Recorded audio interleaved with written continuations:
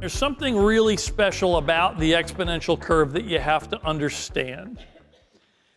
And that is that in the beginning, it's really flat. But then something really cool happens, is it hits the elbow of the curve.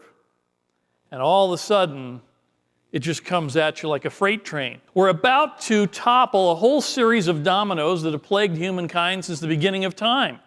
The first one is energy.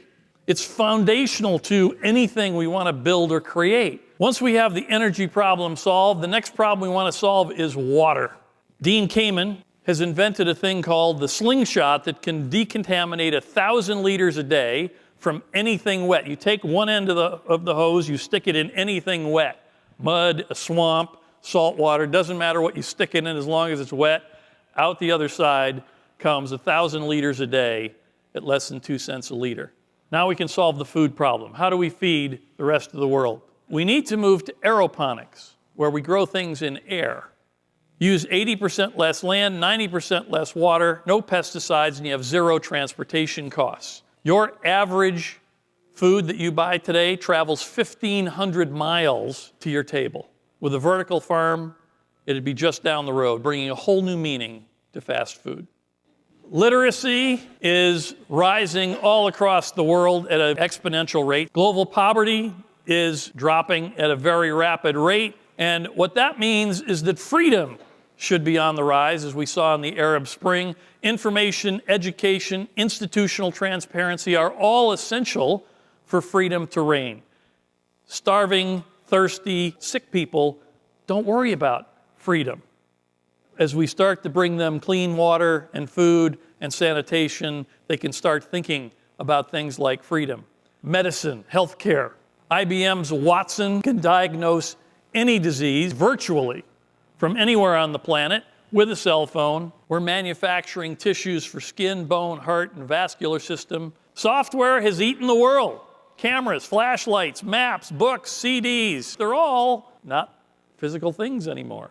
Money is disappearing. Everything is tending towards free. Artificial intelligence. This one is straight up part of the curve. Hold on to your seats. This is going to get really interesting real fast. I don't know if you've used Google Translate. It's pretty amazing. I am doing a speech on the future, and Google Translate is translating it into Chinese in real time. Blockchain, or what I like to call digital trust. Walmart is already using it for supply chain. You know, they set up their contracts, and as each part of the contract gets handled, it just moves along and the money flows with the transaction and so forth. What's happening is that all these technologies are hitting the elbow of the curve at the same time, which means it's just going to get absolutely nuts out there. You're going to see more disruption than you can possibly imagine across every kind of industry and every kind of business model. So communities are the foundation of all of this. You say, well, how do I survive this, crazy level of change? It starts foundationally with your community. Communities are groups of people who share a common goal or purpose. You need them to keep you up to speed on developments, risks, opportunities, and to help you move your company forward. Then you need a tribe. These are people who follow you because of your unique point of view. You need them to propagate your point of view, and you might also need them as customers. So we're going to talk real quick about different kinds of companies. Pipeline companies are the companies that most of us have. We convert raw materials or inputs from people into products or services. A platform company sits between producers and consumers. A mall is a platform, right? Stores come and go, but the mall stays. Once you have your platform company, what you want to move on to is a network company. You want to be a node in a very large network. If you think software ate the world, wait till you see what network companies are going to eat. They're going to eat everything. Network companies, the question to ask is, what value can our customers and our networks and our network partners offer to the ecosystem? So in other words, how do I take all these other networked companies and all these other platforms and my customers and mix and match to create new kinds of value? The cost to scale a network company is nearly zero. The value is in the co-creation with customers and other networks. Leadership of a network company is about creating the environment for partners to grow and prosper.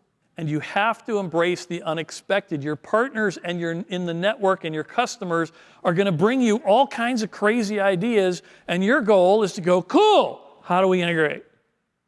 Employees in a network company bring their own kind of value. They go, hey, I have an idea how we can integrate this with that, and all these kind of things. And you're going to have to embrace that too. So what are the implications for you? The right people are going to be even more in demand as quality talent gets scarcer. We're seeing a big bifurcation, right, of the people who have the capability to build a network company. There's fewer and fewer of those, and they're scarcer and scarcer, which makes them ever more valuable. Quality leadership that gets it. Quality sales leadership that understands what sales means in a networked world. Quality tech talent that knows how to operate like this, and quality creatives who can imagine things that the rest of us simply can't create are going to be more in demand than ever. So getting the right team in place and getting them to work with others more effectively is the most critical skill to survival. You are perfectly positioned for your exponential future.